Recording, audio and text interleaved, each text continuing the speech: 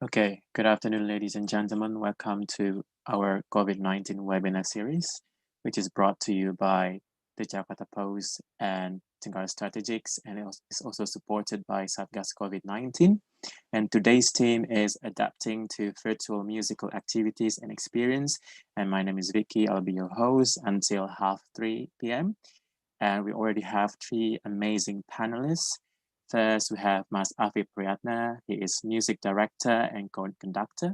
And then we also have Mas M. Taufikur Rahman. He is chief editor of the Jakarta Post. And then last but not least, we have Mbak Yasashi Evelyn. She is a performer and music educator. And this webinar will be led by Stella Kusumawardani as moderator, and she is the economic team coordinator from Tenggara Strategics. So before we start, I'd like to remind you to keep practicing 3M. Jangan lupa memakai masker, mencuci tangan dengan air mengalir dan sabun, dan menjaga jarak dan jauhi kerumunan. So without further ado, now I give my screen to Stella. Thank you. Yes, thank you very much, Vicky, for the introduction. Good afternoon to our virtual audience. My name is Stella Kusumawardani. I'm the Economic Team Coordinator at Tenggara Strategics, and I will be your moderator for today. Welcome to the 7th episode of the Jakarta Post and Tenggara Strategics webinar series on COVID-19. This webinar is in partnership with the Indonesia's COVID-19 Task Force. And for the episode today, we're going to talk about the musical landscape during the COVID-19 pandemic. The pandemic has impacted both musicians and music audience with the large-scale social restriction in place, and also with the other health protocols. Musicians get creative in the way they present their arts to the world, so musical audience could enjoy the experience of enjoying live musical performance in the most authentic way as possible. To know what goes behind the scenes in the way music is presented nowadays, we have three speakers. Our first speaker is a prominent musician in the country. I bet you all have heard his name before. Let's welcome Mr. Afif Priyatna, music director and conductor. Hi, everyone. Good afternoon. Nice to see you all. Yeah. I'm going to introduce you to Mr. Afif. Mr. Afif is one of Indonesia's most prominent young conductors nowadays. After completing his study in the architecture department of Parahyangan Catholic University, Bandung, he continued his study in the University of Music and Performing Arts in Vienna, Austria, with the assistance of the Austrian government and scholarship from the Rotary Club. The Bogor native conductor took orchestral conducting under the guidance of a famous conductor, Leopold Hager, and choral conducting by Professor Gunther Thiering. Afif finished his Magister Artium with the scholarship from Parahyangan Catholic University in 1998. He is the founder, conductor, as well as the music director of the Jakarta Concert Orchestra, or JCO, Batavia Madrigal Singers, or BMS, the Resonance Children's Choir, and the Resonance Music Studio. Afif is also active as a vocal and conducting instructor at the Resonance Music Studio that he founded. Beside his ability in conducting orchestra, Afif is also known as the best choir conductor in Indonesia. Together with Batavia Madrigal Singers, which he conducts, Afif has already many times won various choral competitions in the world, where in 2017 they became the finalist of the European Grand Prix for choral singing. And in 2017, with the Resonance Children's Choir, he successfully became the champion of the European Grand Prix for choral singing. EGP, as we call it, is known as the oldest and most difficult choral competition in the world. Thank you for bringing Indonesia's name on the good side, Mr. Afif. Yeah, my pleasure. Yeah. For our second speaker, we have Yasashi Evelyn. She's a music performer and educator. Yasashi was born in Jakarta on June 8, 1991. She has been active in the choir since joining Universitas Indonesia Student Choir Paragita in 2009, and then practiced vocals under the guidance of Aningka Tamsi. After completing her bachelor's degree at Universitas Indonesia, Yasashi joined Batavia Madrigal Singers under the leadership of Afif Priyatna. In 2015, Yasashi continued her graduate diploma in vocal performance studies at the Royal College of Music, London, successfully getting an Indonesia Education Endowment Fund or LPDP scholarship and winning first place in the national singing competition by Katarina Lemena in 2016. Yasashi continued her Master of Program in Performance Study for Voice at the same conservatory. Currently, Yasashi is active as a music performer and educator in Jakarta. Hello, Sashi. Good afternoon. Yeah. For our third speaker, we have the chief editor of a very much respected media in Indonesia who also owns an independent record label. Let's welcome Mr. Taufikur Rahman, the chief editor of the Jakarta Post and also the owner of the Elevania record label.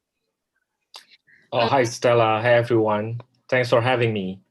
Thank you for coming, Mr. Taufik Rahman.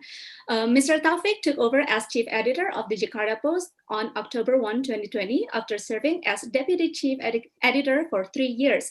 He has been with the Post since 2004, moving up the rank from the position of a political reporter. He interrupted his reporting duty to pursue his master's degree in comparative politics at the Northern Illinois University in the United States on a Fulbright scholarship between 2007 and 2009. Upon returning from the States, he took up a teaching job at the State Islamic University Syarif Hidayatullah Jakarta, mostly on the subject of international political economy. Outside of the Post, he is also known as a fixture of Indonesia's independent music scene. On the weekend, he uses what's left of his free time to run a boutique record label, which mostly releases Indonesian music on vinyl. We will know more about his record label later as we dive deep into his musical activities, especially during the pandemic. Thank you to all the speakers for participating in our webinar today. Before we begin, I would like to repeat our MC's message to practice 3M or 3M, memakai masker, mencuci tangan, dan menjaga jarak serta menjauhi kerumunan. Wear your mask, wash your hands properly and frequently, and maintain safe distance. And before that, I would also like to invite the 3 speakers for a photo session. Is the IT team ready?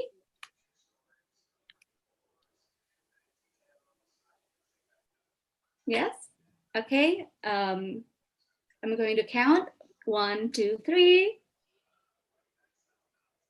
Let's do it one more. 1, 2, 3. Okay. Yep. Okay, all good. Thank you very much. I'd like to inform the audience that if at any point of time during the talk show you want to ask a question, kindly type your question in the Q&A box.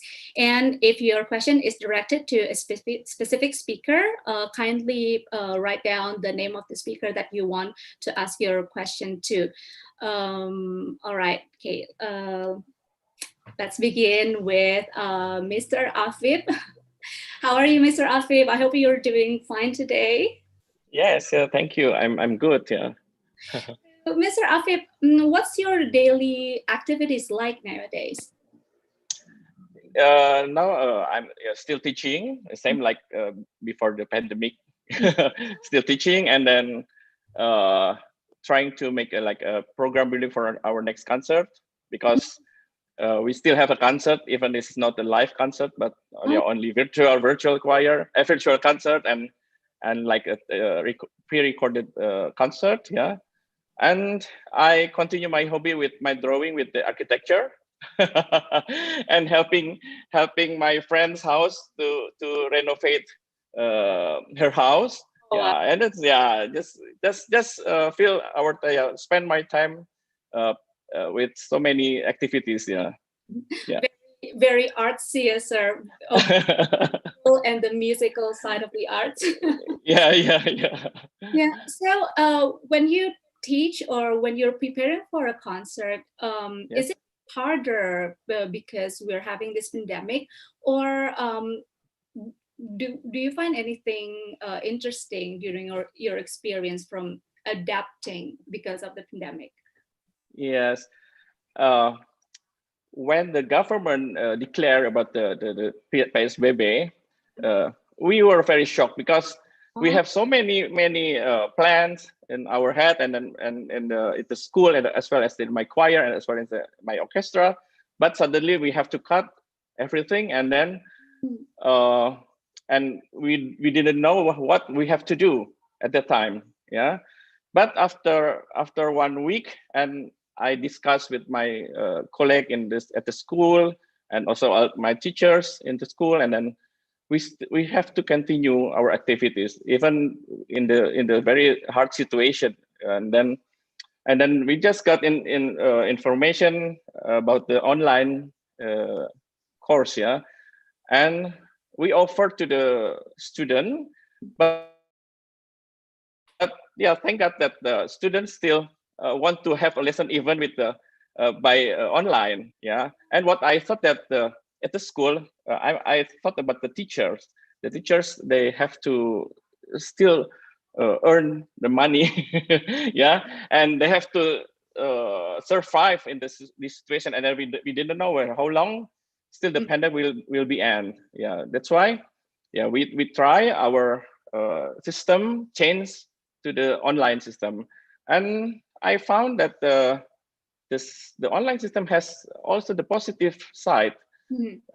Beside the it's not cannot be compared with the usual teaching. Yeah, and I think the students is spend less time. They don't need to come to the school.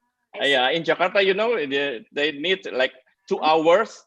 Yeah, to school and then back home at like 2 hours, and then now they just spend only for the lesson, only for one hour. That's actually the positive side of the online teaching, and we can teach more intensive with our student.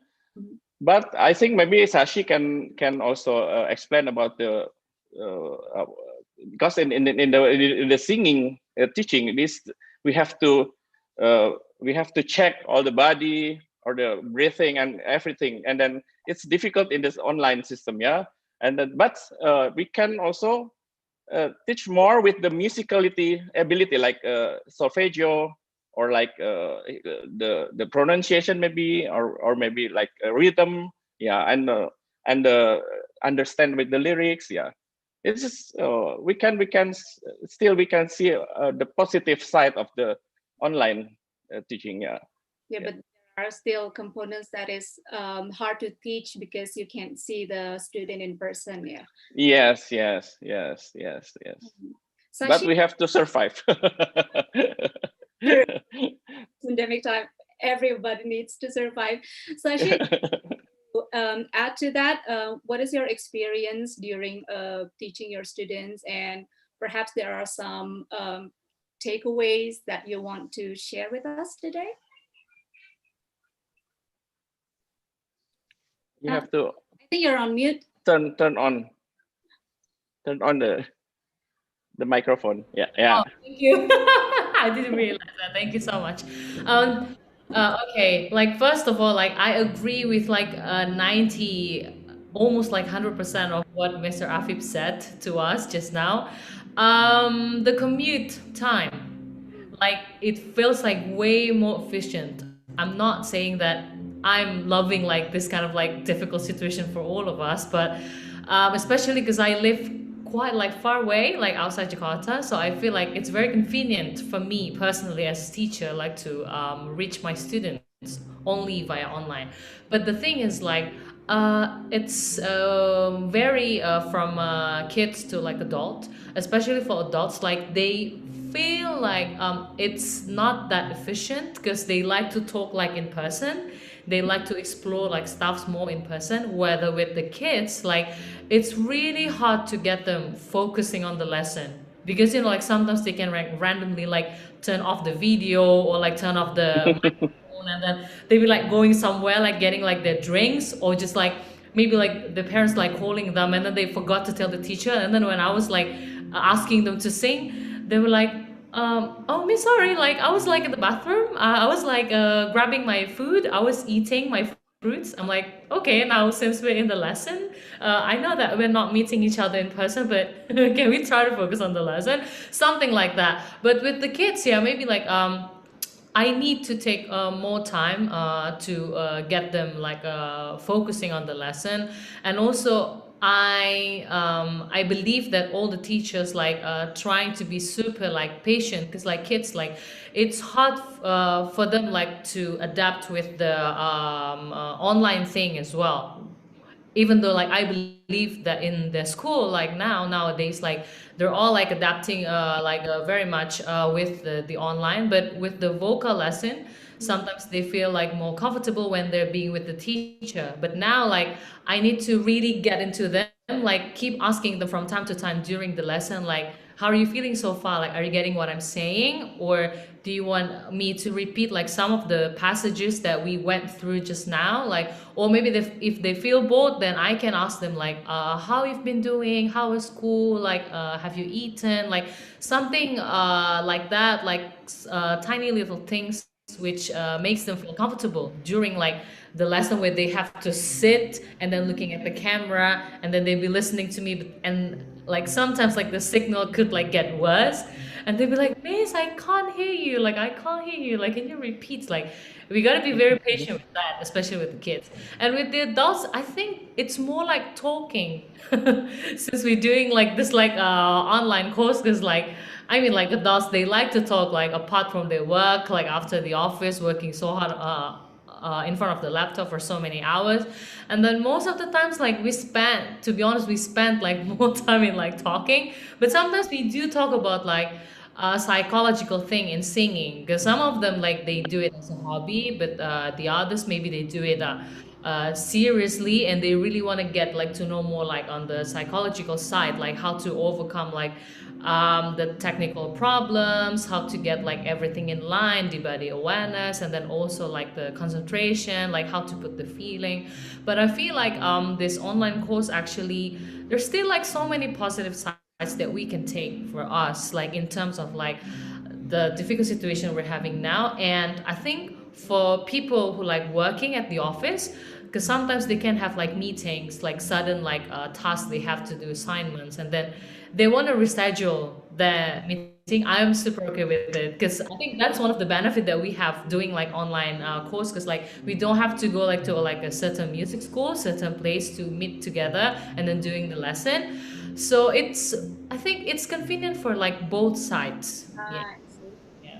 So yeah, it saves the commuting time, but also it sort of like introduces some kind of uncertainty in the schedule, because especially for the adult students, meetings can happen anytime. I can relate to that. Thank you very much, Sashi. Now, I want to ask Mr. Taufik, what about in the music industry? We were talking about how musical activities changed in the musical education landscape, but what about the industry? Okay, thank you, Stella. And I have to say I'm the least qualified speaker today because I have to be in the same session with Pak Afif and Shashi, who's classically trained musician.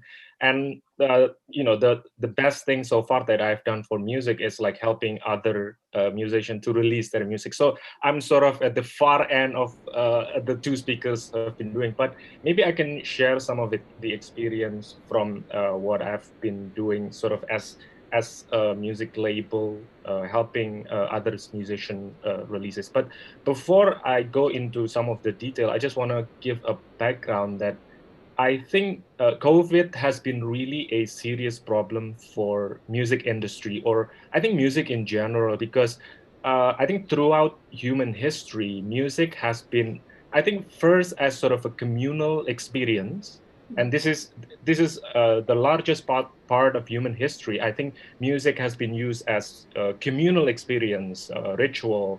And if you see Europe in the 18th century, the classical music is performed. It has to be performed with people, with musician being in the same space. And then when I think that the modern capitalism arrived, you have sort of the mechanical reproduction of music. So you have first a gramophone, and then and the third stage, I think, is the physical. So the physical manifestation of music. This is when the big industry, the big music industry, the EMI, Philips, Warner Music, they start releasing music on vinyl, on CD and cassette.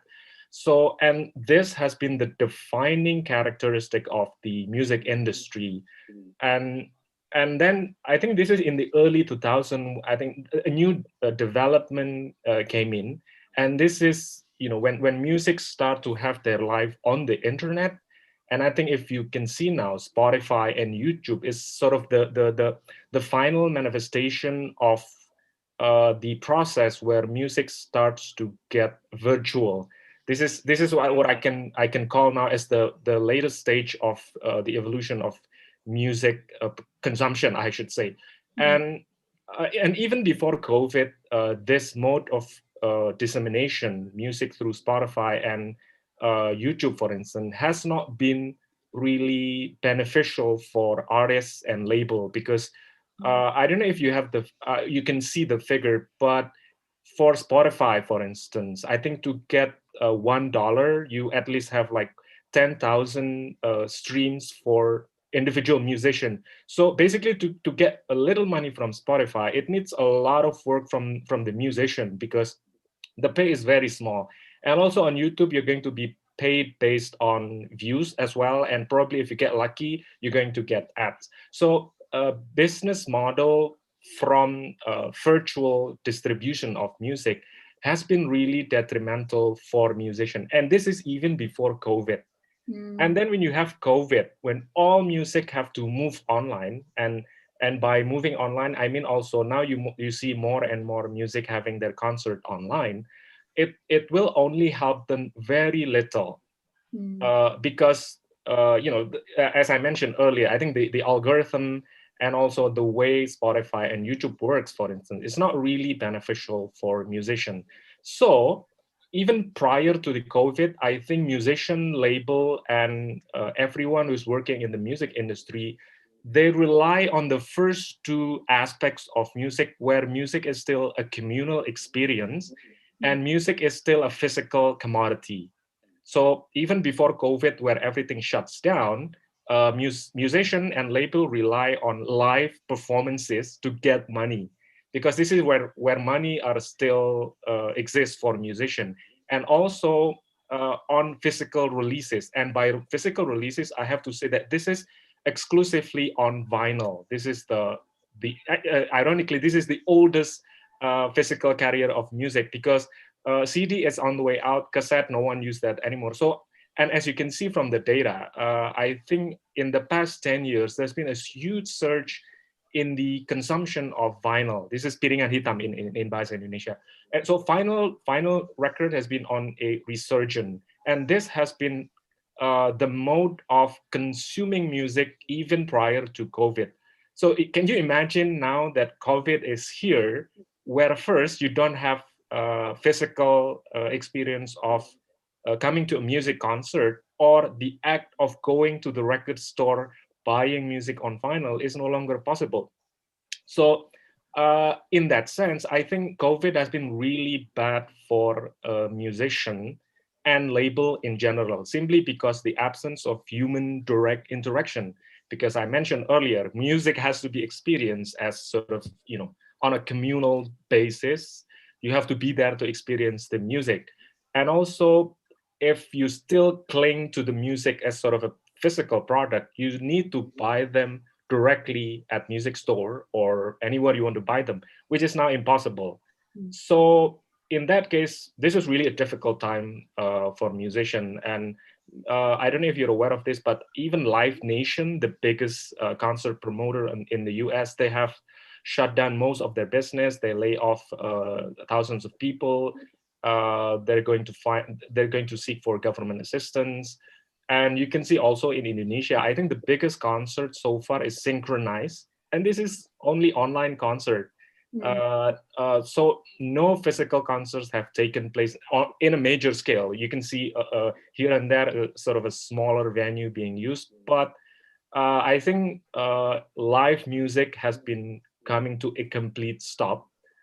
And until we can find, probably we can rely on vaccine, probably next year. Until that happens, I think we're not going to see live music coming back. So I think that's the best news, the bad news. But the sort of the good news is that, as I mentioned earlier, vinyl has, this is Piringan Hitam I'm talking about, vinyl has sort of making a comeback even during this pandemic. So probably because people are staying at home and they need to buy something, they need to do online shopping. I think I have the data, but I just don't have it in the slide. So basically, throughout 2020, we see a spike in the number of vinyl records being shipped to buyers via online transaction. And probably what I can share from my experience as label, I think this year I shipped the largest number of vinyl records, and I'm talking about smaller number because this is Indonesian number. Usually we just press around 300 to 500 vinyl. I have to press this in the UK because we don't have pressing plant in Indonesia. So I have to import vinyl record from England. But this is, by import, I mean I press Indonesian music. I send that to a pressing plant in London, and then I brought it back to Indonesia. And this year I sent, I believe the largest number of vinyl records, but we're talking about figures in the 100. And I see this as an indication that, okay, people want to enjoy music, but because they cannot enjoy that on a live music basis, they just prefer to sort of have the physical format. At least we can have some connection with music. So probably that's some of the initial experience that I can share with you. Yeah. Yeah. Thank you very much, Mr. Taufik, for such an insightful, should I say, lecture just now? Yeah, because that was very educational, and it is Yes. not a lot of people know the back scene of the musical industry from the record label perspective. That's very interesting. Mr. Taufik has pointed out the need from the audience for having live or for having physical form of music in which we usually have them from live concert, which we cannot have now. Now let's ask from the artist point of view themselves. Mr. Afif, I'd like to ask you, how do you do concerts nowadays? And is it true that it's much harder for you to gain more audience, or what hardship do you feel doing virtual concert compared to physical concert as we did before? Yes. The enjoyment of the stage actually is that we are exist and then the people enjoy our music. That's the why we are very addict to have next concert. Yeah, because the audience is there, and then we have to enjoy. If they are happy, and then they shows their expression, and then they applaud, and then so we are also as a performer so happy. Yeah. And we lost all of the things, and it's very so sad. It is saddest thing that happened with our as a performers. But yeah, as I told you, that we have to survive. Yeah, that's why we have to find out how we have to find the way how to still make a music. Yeah, even without the audience. Yeah, but if even in the YouTube, when we have the concert, in virtual concert, yeah, we have a live streaming concert with my orchestra on August, last August, and we have a about the direct response with the chat, live chat, and that's also. It's good because they can express what they feel and what they think, and then it's also another art of the concert nowadays. Yeah, and yeah, we have to accept that now the condition is like this, and then we have to accept that we can still. I'm still grateful that we can still make something for the people, and then. We as the musician, we can still have a music and make a music and then share the music with the other people. Yeah. So if the audience used to keep silent during a concert, Yeah. And they're allowed to chat. yeah, that's an interesting insight as well. That is definitely something new, something that we can't see until the virtual concert happens. So Yes. so how did you do this virtual concert? Yes. For the first edition that I tried with my choir with BMS, with Batavia Madrigal Singers, and then we produced one song by John Rutter, "The Lord Bless You and The Lord Bless You and Keep You." Yeah, and because we just want to support all the people, just keep in the spirit, and then we just uh, all pray, and then we just continue our activities. And but thank God that our production has a very well response for all of the world. Yeah, with now maybe like more than 400,000 viewers. Yeah, and I think in the normal situation we never have the audience so as much as this 4,000 4,000 viewers. Yeah, and the second one is I did with my children's choir, and then we performed the Kita Bisa, and then we did this for our medical doctors to support them. And yeah, and the third one I try with my orchestra, as I told you. This this is the live performance, but broadcast at the real time to in via YouTube channel. Yeah, and I think the most the happiest thing is the live concert, which is we can still together on the stage. Yeah, and the virtual it's a little bit for me because I was not conducting the singers, because for me it's a little bit strange if the screen they sing and then the conductor just make a gesture. This is so confused because the conductor role is to make the music lively. Yeah, Yes. not just not act like it's like pantomime. That is also an interesting insight from the conductor's perspective, because Yes. you cannot have that physical interaction anymore. Exactly. Yeah. Oh, okay, interesting. Perhaps you want to show us some of the concerts that you did? Yes. I have with my orchestra, the Jakarta Concert Orchestra. On the title is Melipu Rindu. Maybe we can watch the video. Yeah. Yeah. Can we watch Melipu Rindu? Yeah. IT team.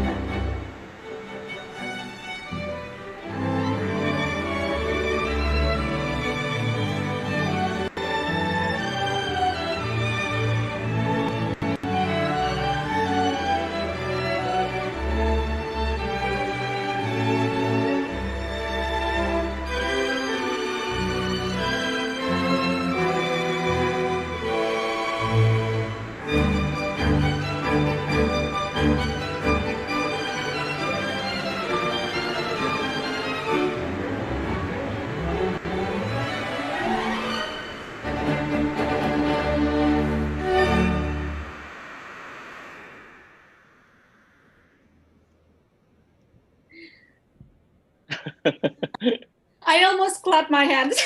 Like, That was our first try to have a live streaming concert. That's why the connection is not so, not so good. Yeah. But yeah, we have to do something to start something. Yeah. Now, I could see that the musicians were wearing masks as well. Yeah. Yes. So, Yes. Yeah. so Yes. how was the practice? Did you have to meet in person to practice for the concert, or did you just practice individually and then finally meet for the final concert? Yeah, with the orchestra musicians, we just gave the scores maybe a week or 2 weeks before the concert, and then they can learn by themselves at home. And then we just meet once before the concert, and then we do the concert. Yeah, but with the choir it's different. So with the choir we need more rehearsals, and yeah, like with VMS, I made I met them individually 3 times, yeah, and then online, and then 2 times offline, yeah, and then we do the taping, yeah. It's very different with professional musicians because you only have to meet them once or 3 times, and Yeah. they already mastered the score. And how about Sashi? You are one of the singers in BMS, right? So how did you prepare for concert? Because Mr. Afif mentioned before that there was Zensu. Yeah. Zensu. Yeah. Yes, and you sang in that virtual concert as well. So how did you practice? Actually, it's the same that we were doing before as well. Like the music was given prior to the actual rehearsal, so we had like few rehearsals before like the recording day, and then I think it's the singer's responsibility like to master the music like way before like we're meeting the conductor, which is like Mr. Avib. But the thing is like, because the amount of like rehearsing together is lesser than before, then the responsibility that the singers have at the moment is like even more like challenging, because like you can't really like practice with your friends, because we have to limit like our interaction as well when we meet, like only to come and then to rehearse, and then we're like separating ways.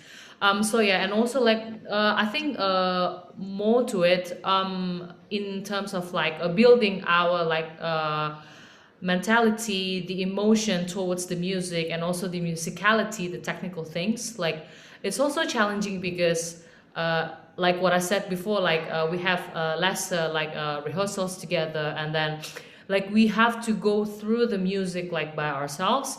And I think that's one of the biggest difference that we have like compared to like the regular rehearsals we have before. But in terms of like doing it like on stage, I think it's the same, but the only thing is like that we have to wear masks. And as a singer, like I feel it was very difficult actually to sing with the mask on, because like the way you breathe is like restricted, it's very limited. But nevertheless, yeah, we're enjoying it, and we feel very thankful that we have the opportunity to do it together, like during this like pandemic. And yeah, I think like there's always like process that we're enjoying like throughout like all the difference we've been having compared to like the one we had before. Yeah. Yeah, I can imagine how hard it is to sing while wearing a mask because people. I mean, even you're not wearing a mask, like singing is not always easy. That's true. So, did you wear the mask only when you were practicing together, or you have to wear a mask when you were doing the concert as well? Like all of it, like we wore the mask like all the time. Yeah, so it's a compulsory thing, like for our own safety. I think like it's fair enough that we agreed to like wear the mask like off rehearsals, on rehearsal, whenever we're together, even though we're just like meeting each other like when we're on the break. I think it's a must that we have to wear a mask. Yeah. I see.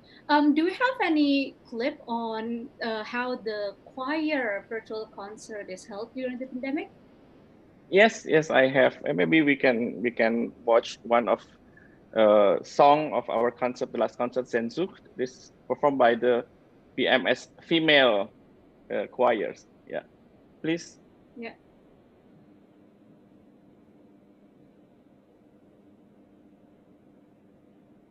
I think the IT team is trying to sort out the technical requirement for playing the video.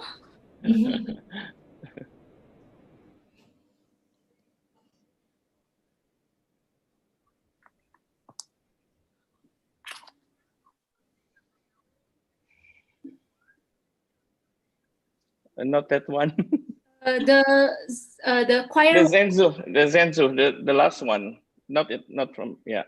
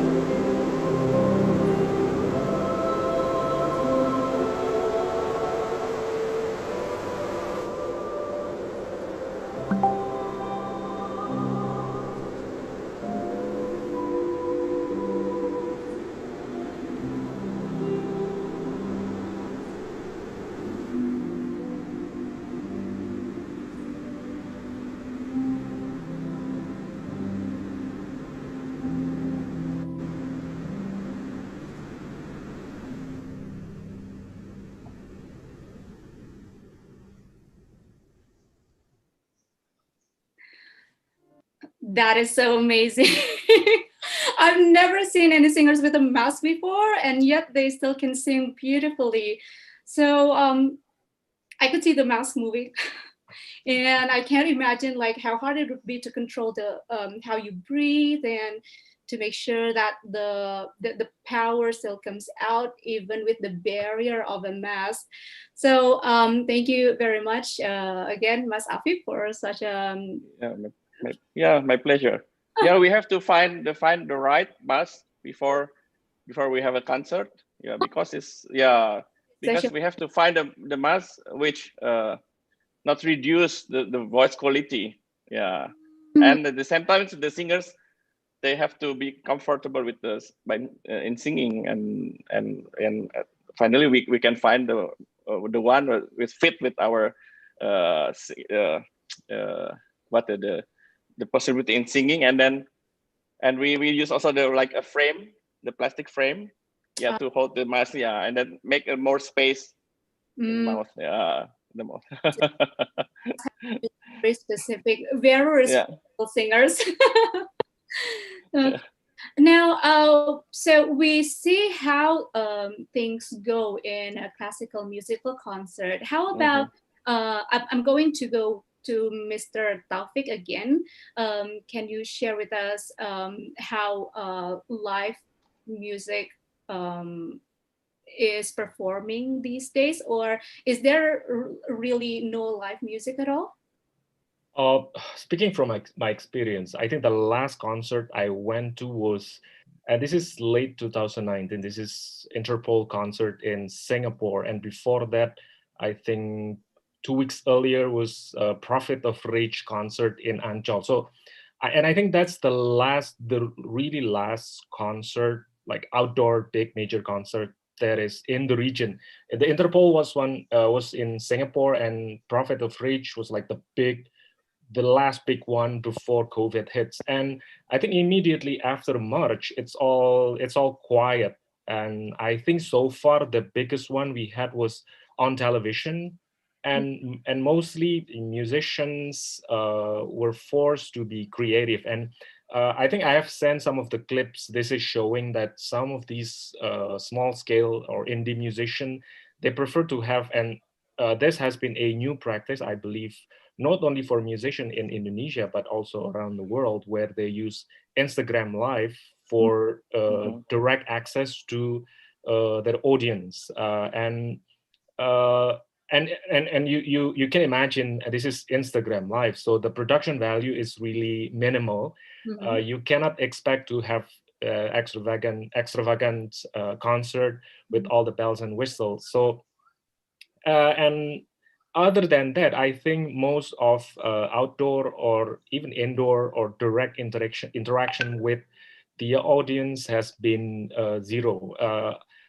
This year, not only that we plan to have a sort of a release party for some of the releases, books and records, and well, it has to go online. We have to move online, but I think the silver lining has been, with those methods, we can in fact reach a bigger audience, because as an indie label, we operate on a small scale, and it has been quite a struggle for us to just invite 50 or 60 people to come to our events, like book launch, record launch.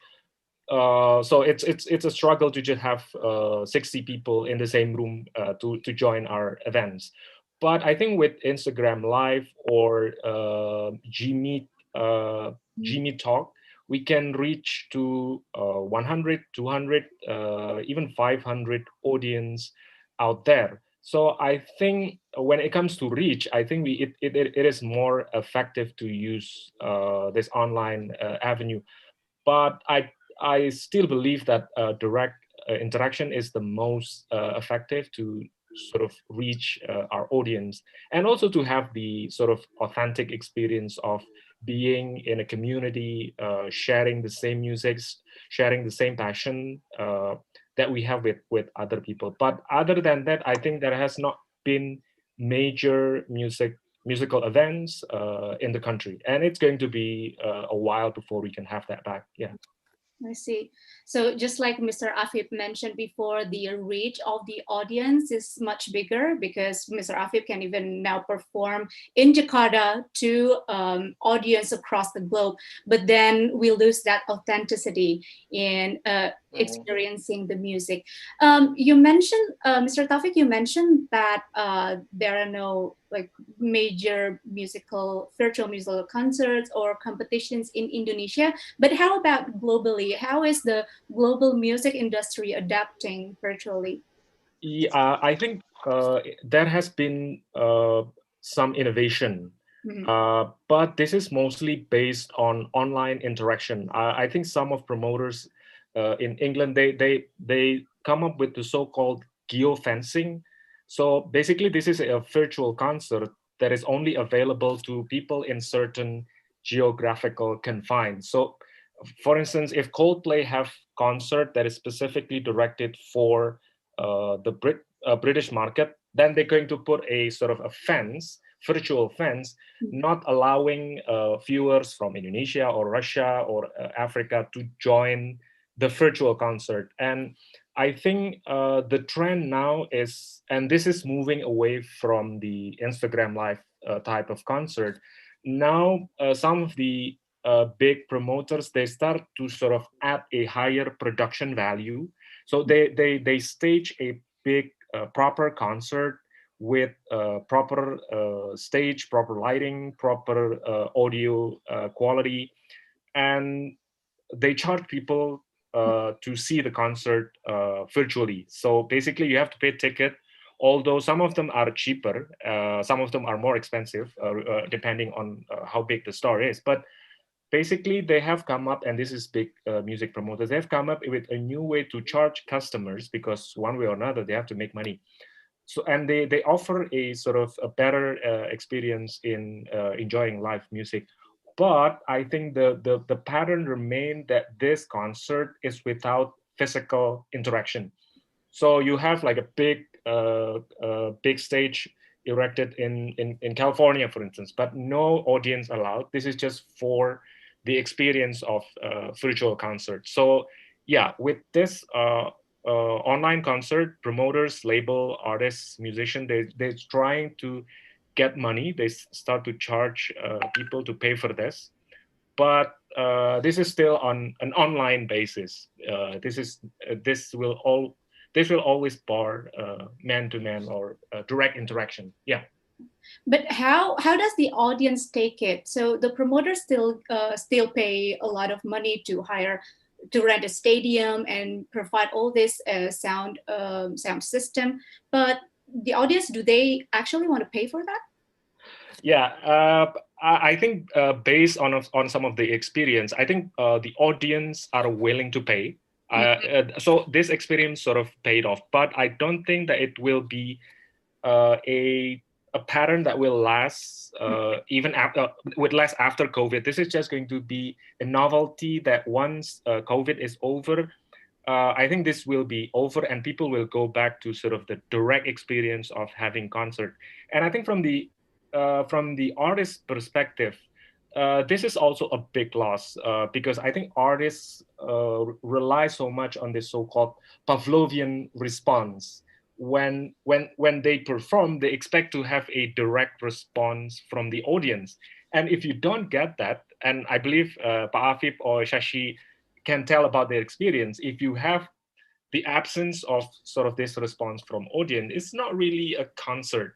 It's just, this is like you're performing into a void. And for some artists, I know this is going to be a problem.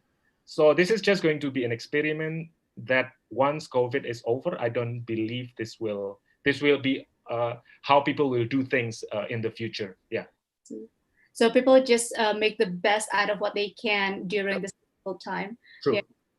Now, Shashi, since Mr. Taufik mentioned about the artist perspective, how do you feel when you sing and you cannot hear directly people clapping like I would have had if I were there? And so you also did some other forms of concert. You did the Instagram live concert, and what else did you do to present your arts? Yeah, in the beginning of the pandemic, I did a few like Instagram live, like a kind of like live concerts, like with friends watching from Instagram. And I think it was a really good thing to start by telling like our daily friends that musicians, we're still working with our music, and then we really want to present like the happiness we bring like throughout the music. But again, like coming to the responsibility that we have, now I'm still focusing on like teaching, because like it's kind of like a bit overwhelming still, like to make the adjustment like towards like teaching online, especially with the kids. But yeah, I think concerts during pandemic, I think we all need it. And then I don't know, maybe Kafi feel the same way as well. Like when we don't have like the audience like clapping for us, like it feels as if like we have like less excitement, and then also kind of like in break it like less responsibility, because when you have the audience like waiting for you to come out on stage and then wow, okay, yeah, sing something for us, and then we feel like rushed in a way, in a positive way, like okay, we have to perform like our best. But then when like no one is in the building now, like we feel like very empty in a way, half of it personally to me, like, but still like I know that this will be watched by other people. And I think as musicians we still have the responsibility to create, to build the music at its best. Yeah, so there's nothing like reducing what we have, the quality as a musician that we can bring out like to the audience. So because we have to maintain like the trust that the audience have to towards us as a musician, that we will still be producing music even though like there's like pandemic or like other situation that might be happening in the future. Yeah, I think like the biggest difference is like the excitement, because that's like clapping, as Stella said before. Yeah. There's a lot of effort to give for this adjustment, not just physical and financial adjustment, but also emotional, where Yeah, you exactly. motivate yourself more because you don't get that Pavlovian effect, as Mr. Taufik mentioned. Now we have a question from one of our audience here. To all speakers, this is from Edwin Chandra. To all speakers, thank you so much for the great insight and stories. It must be very challenging to conduct musical performances during pandemic, but as Mr. Afif has stated, we must survive. So to Mr. Afif and Yasashi, as a performer, what is your advice for other musical performers to stay motivated and hopeful during the pandemic? Mr. Afif and Sashi, who would like to start first? Mr. Arvind first. Sashi, please. Okay. Well, okay. Let me try to answer a question from Edwin Chandra. So as a performer, I think the best advice to stay motivated and hopeful is that we believe that music is not only produced when we are like together in person, but also virtually. Like it affects all of people, even maybe like we can reach like actually more people like doing like a virtual thing.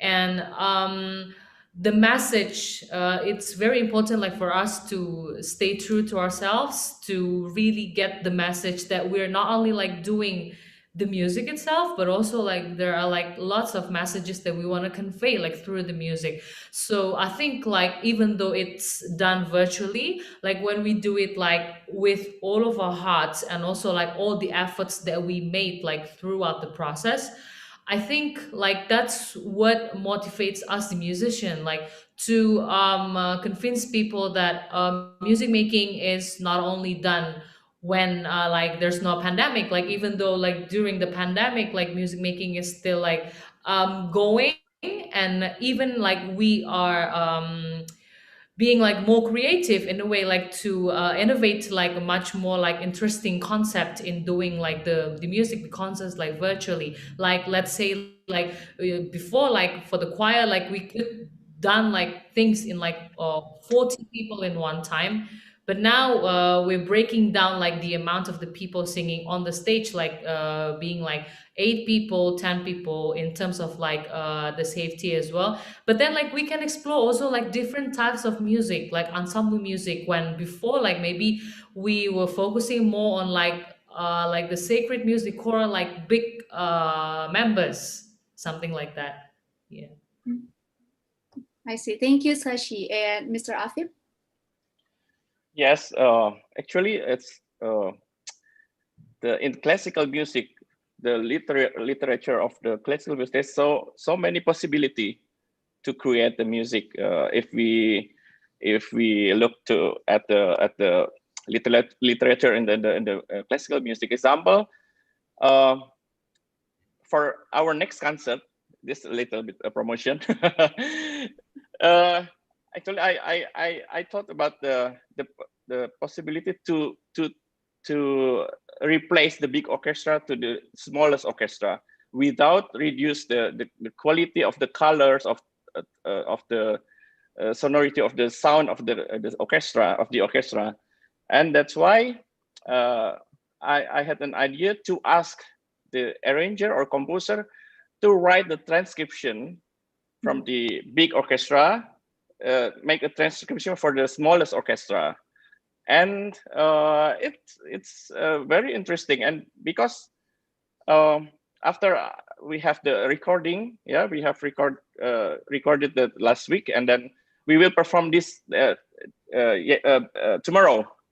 Tomorrow at 7 p.m. On our channel. It's called the GCO channel and GCO Digital Concert Hall.com. Yeah, and it's amazing. And then we can still enjoy the music. And then we have Debussy's transcription, and also Ravel and all the another French composition, and the two Indonesian premier composition by Vero Aldiansyah and Arya Pugalakiti. And then I special asked to them to make a new composition for this concert. And it's a special arrangement for the small orchestra. And I think the possibility is still a lot of possibility to create something new.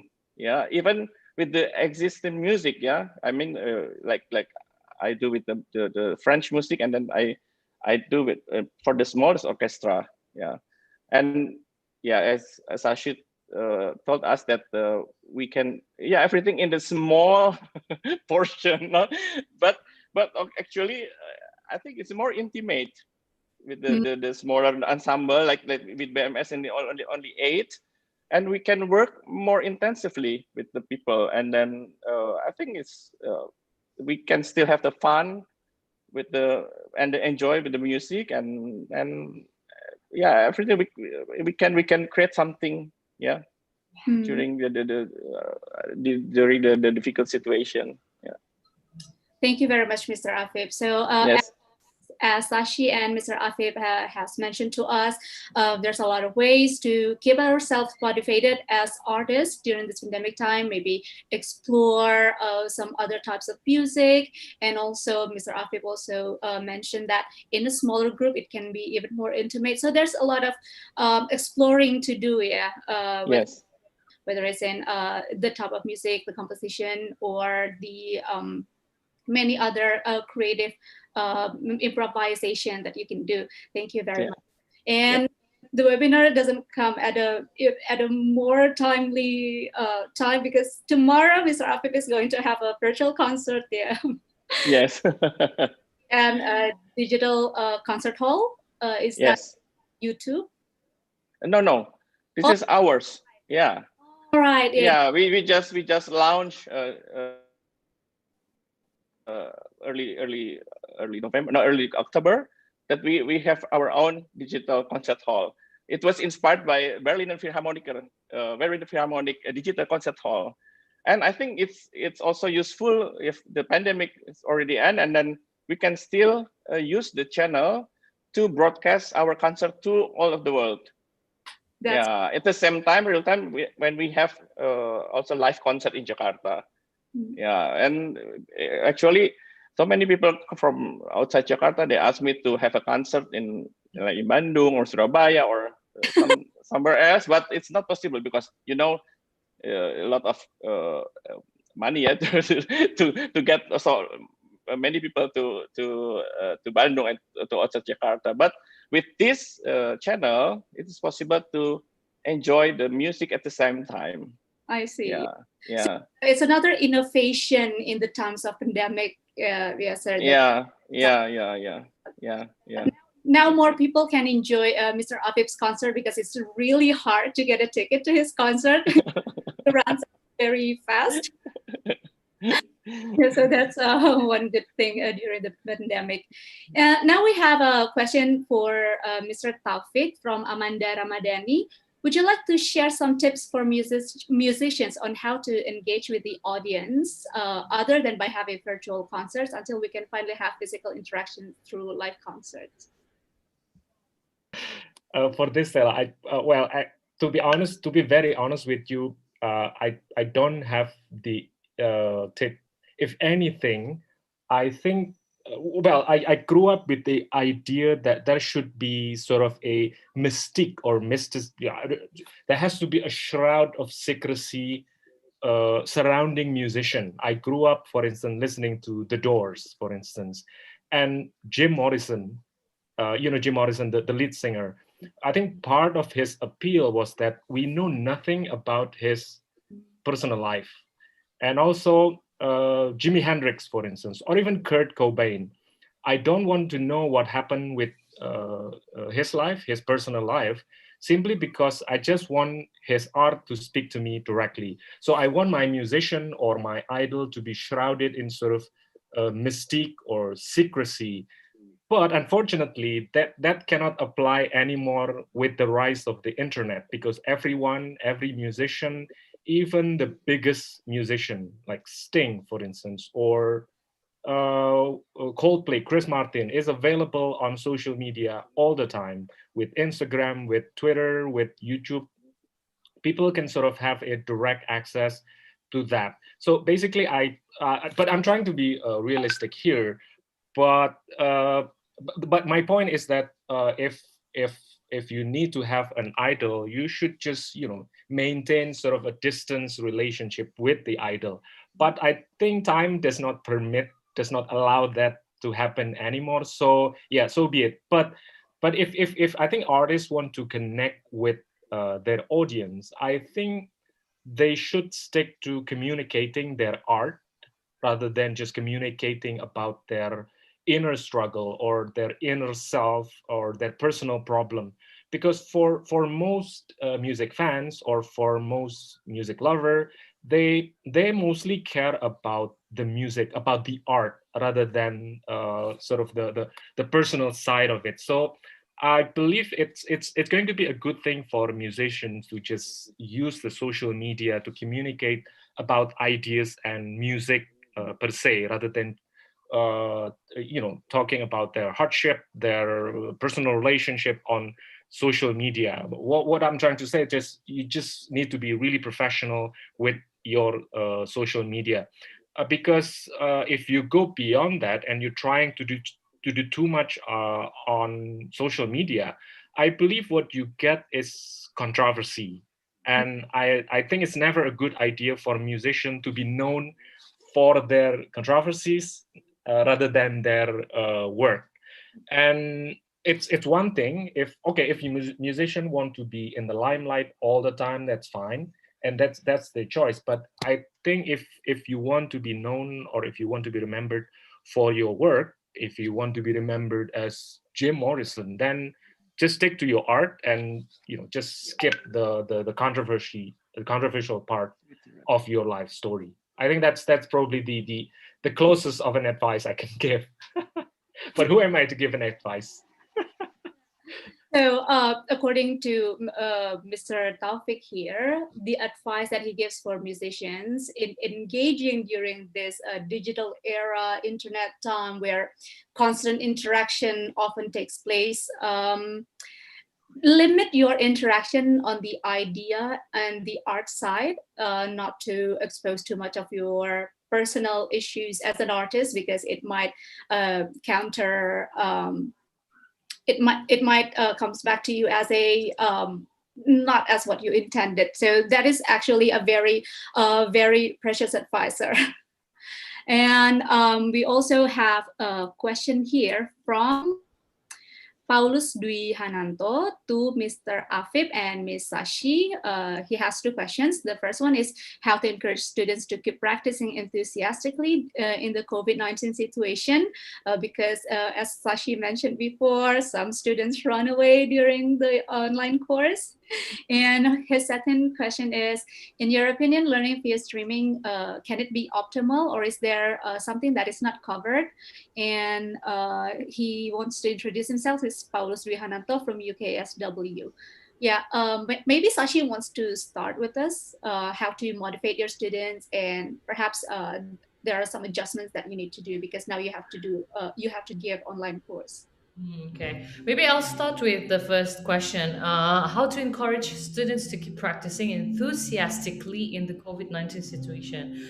I think if we speak about encouragement, what we need to consider the most is like the emotional bonding with the student itself, because probably sometimes like we're too focusing on like how to implement like the technical correctly to the students, rather than like really asking them like how they're really feeling like throughout like the session. And I think it's really a good idea that we talk sometimes, like just to check on the students, like how is the body awareness doing, how do they maintain like their emotional feeling during the singing, do they really think, do they really have the imagination on what they're trying to convey to the listeners. So not just like the singing itself, I mean like we all want the perfect one, right? Like to be able to practice the music like correctly in terms of like technique and also the emotion at the same time. But I mean, singing is a really like multitasking thing. Like you can't build like those kind of things like in just like one night, 1 month, let's say. Like it takes time, and we really have to make sure that the students like really understand that, so they can enjoy like the process. And really like that's how we encourage like them like from time to time to believe in themselves, and also like to have the thought that singing is not only about the technical things, it's also about how you convey your emotion. And also the second thing, in your opinion, learning via streaming can be optimal. Is that the question? Yes, the second Or question. is there something that is not conveyed? Um, I mean, okay, like one thing that we can't really like deny is like the connection might interrupt in the middle of the process. Like we really like relying ourselves on like the connection when we do like the online teaching from Zoom or maybe like from Google. And I think that's one of the things that could make like the process becoming not very like optimal. But I think in terms of like conveying things, I think we should have had like more time in a way when we do like online lesson, because then when we talk, even when we talk during like the online course, like we have to take our time to avoid the possibility that they can't really hear us, and they can't really get like what we're trying to say because of the connection again. So I think like in a way, like it's really good for us like to hold back a little bit, and then like we take our time so we can process more like what we're doing with the students, rather than like rushing things like 1 2 3 4 5 like we usually do when we meet like in person. So then by that I think uh, maybe the only thing that maybe not conveyed, but in a way that we can't really check like on their bodies doing when they sing. Maybe that's one of the biggest challenge. So again, like I need to ask them rather than like checking on them personally, like how the body is doing while they sing. Maybe that's one of the really a difficult part of like doing like the online course, because like in singing, like you're not only using the vocal folds but also like the whole muscles, the whole body. So then like you really have to check it from time to time whether like they doing it like in a comfortable way or not. That's it. Yeah, so Sashi has highlighted the importance of staying emotionally engaged with your student to keep them motivated.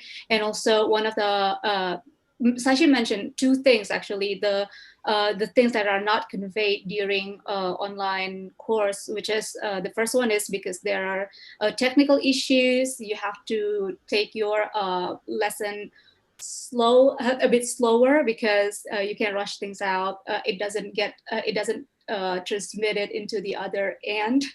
And also the second part is that singing requires a lot of technical skills, such as not only using your vocal cords, but also other muscles part in your body, like diaphragm. And Sashi cannot check her students on how they're using their diaphragms. Are you using your diaphragms correctly? Thank you very much, Sashi. Perhaps Mr. Afif wants to add to that, because Mr. Afif doesn't only teach singing, right? You give a lot of different lessons. How are they different compared to? Yes, it's difficult. Example, I give more like I mentioned before that maybe we just we discuss about the text. Yeah, we can also make it, or also about the interpretation of the song. Yeah, it's just more also interesting. Sometimes discussing about the songs is more interesting then we ask them to sing the whole time. Yeah, and then of course the pronunciation also. Yeah, just make it more clear, and also the interpretation of the song, how you make the phrase, how you make the climax of the tension and release and everything, and the rhythm, why the composer write the rhythm like that, and they should know the background of the composition. And I think from that side we have more focus on that side. Yeah, and then when we cannot control the body, or maybe the gesture for the singers or the players, and then we can have another things. Yeah, then they still enjoy the course, and just and then they can also learn something that also very important for them, and then to learn in the music, not only the music but the background of the music. Yeah, I think this can it can help so much to encourage the students. Yeah. So Mr. Afif here teaches other parts of a song, in which you also need to learn the interpretation, the pronunciation, the background of the song, so you can deliver the song more beautifully. Exactly. Yeah. How the composer intends it to. Thank you very much, Mr. Afif. That is also a part of a musical performance that is not known by many, actually. Thank you very much for sharing that with us today. So for the last question, there's actually an interesting conversation here happening among the panelists. So Mr. Afif actually asked Mr. Taufik here, since Mr. Taufik mentioned about the geo-tagging, where geofencing. Yeah, geofencing, sorry, where the promoter limits the area for an online concert. Why do they have to do that? Okay, so I believe this has something to do with licensing problem, licensing issue, because yesterday I have a conversation with people from Netflix Indonesia. This is may not be relevant, but I think this is sort of a similar case. So I think all the time I read this top 10 best film on Netflix from New York Times, and then I go check that on Netflix here and in Indonesia, and I can only find 2 movies recommended by New York Times. And when I asked yesterday to people from Netflix Indonesia, this has something to do with licensing problems. So this is basically a US film that is distributed in America by certain studio, and then for the outside world, this is distributed by some other companies. So I believe for music, this is also the same thing, because the rights of performing, the rights of publishing, the rights of broadcasting this is a very complicated issue in the music industry. So I believe the primary reason has to do with the licensing problem. So that okay, this song is licensed for certain zone, certain geographical confine in European Union, and then they should not be published in any part of the world. And also, I think this has to do with some of the technical issue. Yeah, and again, this is purely on a commercial consideration. So I believe that's part of the reason. Yeah, and to make it more manageable, basically. I see. Thank you very much, Mr. Taufik. So we've been having a very fun and insightful conversation today. I didn't realize that it's almost 90 minutes and our time is almost over now. I'd like to thank all speakers here for participating in our webinar today. And I'd like to apologize to our audience for not being able to address all the questions, because we have very enthusiastic audience here asking. We have received so many questions, but perhaps hopefully we will find some opportunities later to have more stuff in the conversation, because we've discussed music in a lot of spaces, yeah, in the educational space, in the concert space, and what is happening in the industry. I've learned a lot from our speakers today. Thank you very much, Mr. Afif, My pleasure. Mr. Taufik. Thank you very much. Yeah, I'm pretty sure that our audience here learns a lot from you as well. So I'd like to close our webinar for today. Again, thank you very much for our speakers. And lastly, I'd like to again remind our audience to do 3M: memakai masker, mencuci tangan, menjaga jarak, serta menjauhi kerumunan. Wear your mask, wash your hands properly and frequently, and also maintain safe distance. Thank you very much, everyone. My name is Stella, and I'm signing out. Thank you. All right, what an amazing webinar. Bye. I'd like to say thank you to all the panelists. Thank you so much. And also like to say thank you to all the audience. Hopefully you get something, hopefully good things to take away from this webinar. And also like to say thank you to Satgas COVID-19 for supporting our event for today. And I'd like to remind you again to keep practicing 3M atau 3M, memakai masker, mencuci tangan dengan air mengalir dan sabun, dan menjaga jarak serta menjauhi kerumunan. Also, one more thing before I end this webinar. Our next webinar will be on the 4th of December at the same time at 2 p.m. So hopefully you can attend the next webinar. And then, yeah, so that's it for today's webinar. Thank you so much once again, and we will see you on the next webinar. Thank you. Good afternoon. Thank you. Good afternoon. Bye. Thank you. Bye-bye. Bye-bye. Everyone.